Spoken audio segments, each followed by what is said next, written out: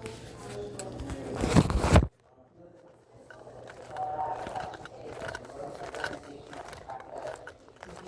first in everything we do, right? Think digital first. How is this going to impact our digital presence? How are we going to use this transformation from a digital perspective? And how is it going to best serve the customer, right? So I also find a lot of companies talking about digital transformation from within versus the reverse, which is really where it should start, is how is this going to help the customer? Then how do you justify doing it? And what do you do that's going to help the customer? So we like to often think about what's best for our company and our bottom line, but that's not always what's going to be best for the customer. So I really think I would challenge executives to think about it that way first. Is there a question hiding over here?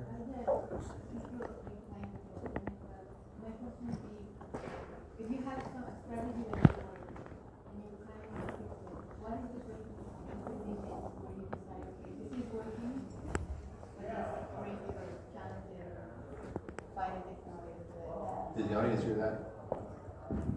The question is, when you have a strategy that you think is working, at what point do you decide to pivot away from that strategy? Or how do you know when it's not quite working? Okay? Yeah, so for me, it's working, don't stop, first of all. I have a lot of explaining to do to somebody. But I like to challenge it with constant A/B testing in whatever channel, right? So an omni-channel approach to A/B or multivariate testing. And so to test and to say, right? So just as a kind of a general example, let's say we're running, I don't know, $100,000 a month search budget for a client, and maybe they've been consistently running it, we'll talk in the real estate market, right, for certain types of homes in certain locations. That's nice, it's working, we're getting the leads that we want, but we need to start thinking about carving out budget to test other things. So we try to always pitch in a test budget so that we can have test strategies, right? Can we try different types of ad matching? Can we try different types of campaigns? Can we try different landing pages, right? And so always having a test budget available to us is really important. And we try to vet for that even when we're getting a client onboarded. If you don't have a test budget to experiment with, it's really hard to know what could be working better for you. And that might go beyond, it goes beyond search, right? So maybe search is working really well and we want to test programmatic, or we want to test CTV, or we want to test digital out of home. So you gotta have those test budgets available, but you have to have an executive team that's willing to live through the test. And everyone likes to think that the test is gonna work. And what I always tell my clients is it's probably gonna fail. I like to set that expectation because we don't know until we try it. I can know what's worked for other clients, it doesn't mean it's gonna work for you every single time. So I set the bar low and hopefully we're able to overachieve the test. Okay. I guess it's important to understand how or in what way are based to say that the results are good or the strategy is good. Because maybe the results are being good, but could be better. Or maybe the results are good, but we are losing share in the market, or we are not profitable as before, or anything. So we need to compare that. We need to see what the competition are doing, if they are getting a new product or whatever. And it's too much important to assign a piece of the budget, a piece of the monthly billing to innovation. Everything. Try something different. No matter what, try something different, because these are going to lose, these are going to lose, these are going to lose, but the fourth, the fifth, the sixth time is going to get something that will change your market. Do you work in marketing or?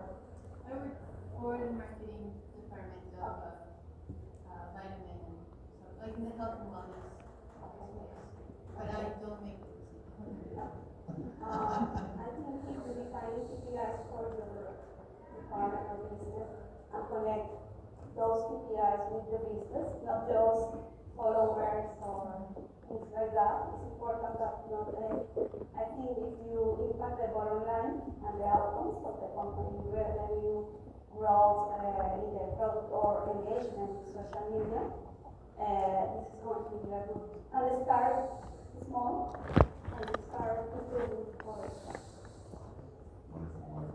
All right, so what I want to think about here is we're talking to marketers, we're talking to technologists in the room. What tools or technologies would you share with them? Whether it's your current favorite technology that like, oh boy, this is great, I want to play with this more. What would you have this audience walk away with exploring tools or technologies that they may not be aware of. Not be aware of, I was all looking into that. Okay, forget it, rid of that preposition.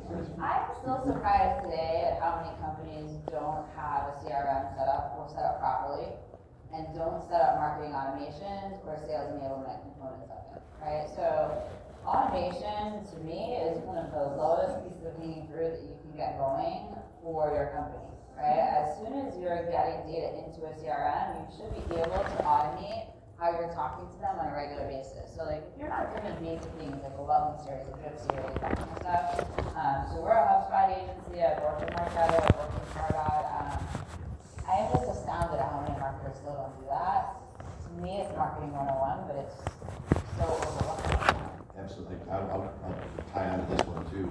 We had a client once that had 4 different marketing automation suites because they felt each one did something a little better than the other one. And I said, what's your source of truth? And they didn't have a source of truth. And then where you end up is, not only is the CRM set up poorly, but your customer database wasn't segmented well at all. That's the part. The database is the key part. Because you can have the best CRM, but if you have all the information in different systems inside of your company, that's not going to work. Yeah, well, that's a reason for digital transformation, right? What do we want the outcome of this to be, and how do we get to that point, right? It's back to, if I can bring it full circle, you can't succeed at digital transformation if what you're starting with is garbage in. Yeah, of course. Yeah. So you have to be willing to break the rules of these things. I'm sorry, go back to other tools and technologies, things that you love. No, maybe based on what you're saying, there are things that you need to do in your company that's not going to be on the eyes of the people. Yeah? You can rewrite your website, you can take a new CRM for attending the people. That's they're going to see that. But you have on the background, you have all back office that will be more important than what they are seeing. You have to get one centralized database with all the information of the customer. And if you have different multiple systems, they need to be integrated there. So maybe for big companies, maybe small business is CRM and all information is inside the system. But the bigger companies, they have multiple systems and different, I don't know, in the cloud, on-premise. So you have to make a transformation in engineering of all your integrations and having one data lake with all the information and pull the information from that side. It doesn't matter what tool you select because as we develop the size of the company, large corporations, for example, Salesforce is fantastic, medium, Microsoft offer different things. It's not user-friendly, and not the person here. It's not user-friendly for some stuff, not technical person, but it's fantastic in tools like integration for having a view of the customer. And a small business, maybe this company is fantastic Intuit, offer membership, billing. If you are going to start up, it's fantastic. But I think the best thing, whatever tool you find, select a tool that is flexible and that you can scale over the time, and you can integrate with other platforms. Something that I think I heard from each of you is that the platforms and the tools don't matter as much. Understanding what you have and making sure business process is clean and that you've got the right data in the right places. Is that fair? Yes. That's fair, and try to adapt your process to the tool, not to customize the tool for your process. The shiny object thing? Ooh, that technology will solve all of our problems. It doesn't work that way. It doesn't work that way. All right, I want to ask you a question because you're all entrepreneurs. How did you start, and we're almost out of time, so I'm going to throw this out there. Tell me about your entrepreneurial journey. What started you on the journey? What advice would you have for any would-be entrepreneurs in the room? Buckle up. I mean that sincerely. You have to have a really strong stomach to do this. I mean, we started the agency in 2009, which if you dare to go back there in your mind, we were almost in a depression. Forget a recession. I mean, companies were going out of business. Companies were firing entire marketing departments in one fell swoop. They were calling them into a conference room and saying, "You're fired," right? Because the business just wasn't there. The economy was the worst it had been in a long time. So why start a business? with 2 small babies, by the way. And great. For me, it was literally, I saw my friends who were entrepreneurs who had companies for 10, 15 years that were firing their VP of marketing, the director, and I said, well, what are you going to do? How are you going to run your marketing department? We don't know, but we can't afford the $300,000 in salary this year. We've got to cut it from somewhere. Would you work for us for $25,000 a year? Well, no, I'm not going to do that full time. But as a senior level marketer, I can sell you a piece of my time, right? So that was how I got started.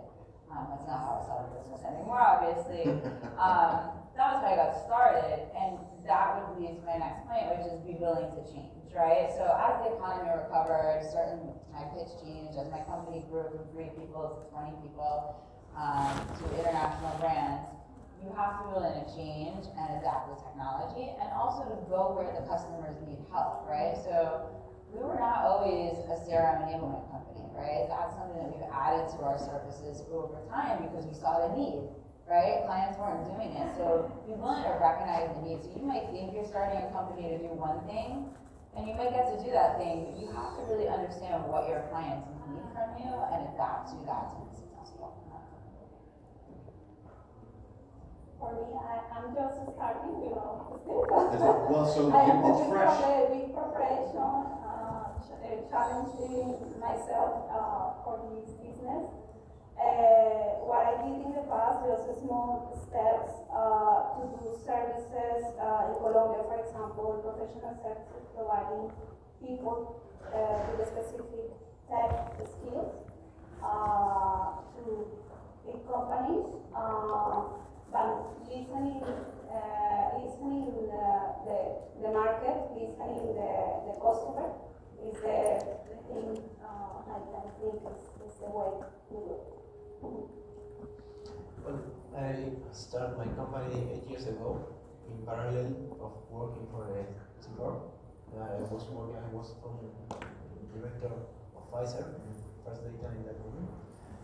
So it was not easy, and it's not easy to be an entrepreneur only that point. So in the first moments, you have to go and sell, you have to turn around and make the team and lead the project and coding or whatever. So the experience is good. I can tell you now that it's good. In that moment, doesn't look that was some suffering moments. You have to work 20 hours a day. But at the end of the day, if you have an objective that is clear, and I had that in that moment, I want to do the things in a different way. I work for big companies and work opportunities in each of the part of the processes and say, okay, we can cover that entirely and make something different, and that's what works all the time. Now we are almost 200 people. The problems are others, right? You need to think in expansion, you need to think on how to present in different countries, to reaching customers, and to understand what the customer wants. But at the end of the life cycle of this is very, very funny. Every day, if you're enjoying what you're doing. As you might have realized, I could do this all day with such a compelling group of people. However, the clock on the wall tells me that we are out of time. So I would like to personally thank Maria, Diane, and Daniel for joining us. I'd like you to help me thank you. I'm not going to stay here and introduce the handsome devil over in the corner over there, so please feel free to find your way out, and I'll stay here and do the next one. Thank you so much. It was wonderful. I'm going to grab you so you can figure out along the way how much time. Yeah, here's this next speaker. Already? You spoke to him already? No, I left this link. Everybody is leaving here. Also. The cool part about being able to moderate a panel like that, I get to learn along with you. I pride myself on being the person in the room that gets asked the stupid questions, and I'll tell clients Can you I'm sit meeting next to with me? clients for the Yeah. first time. Like, I'm the guy that's gonna ask all the dumb questions, and aren't you supposed to be smart? You own the agency. No, we've gotta get to I wanted what to go needs to the be bathroom. done. I'd like to go to the bathroom quickly. Sometimes you wanna avoid the obvious questions, because you're like, oh, you're supposed to know that. No, I'm not gonna pretend anybody knows anything, we're just gonna go and ask. And, speaking about asking obvious questions. Also, I wasn't sure that it is And interesting then enough. next, he's been doing this longer than many of the folks in the room might have been alive. I'm not trying to dig too long, you've been at this a long time.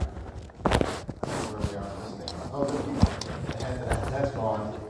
Sorry, I forgot